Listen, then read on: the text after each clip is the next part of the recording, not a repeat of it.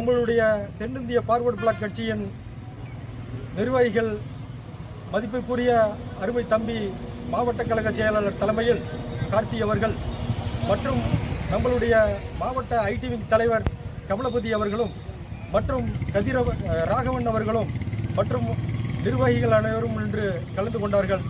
அதனுடன் நம்மளுடைய அன்பு தம்பி மணி அவர்களும் கலந்து கொண்டார். இதில் இன்று நம்மளுடைய மாவட்ட ஆட்சியர் அவர்களை சந்தித்து இன்று இந்த மனு அளிக்கப்பட்டது. ஆகையால் இன்று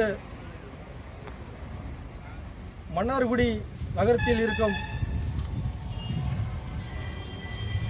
அனைத்து அலுவலகங்களிலும் இன்று அடுத்த கட்ட நடவடிக்கை நடைபெறுகிறது.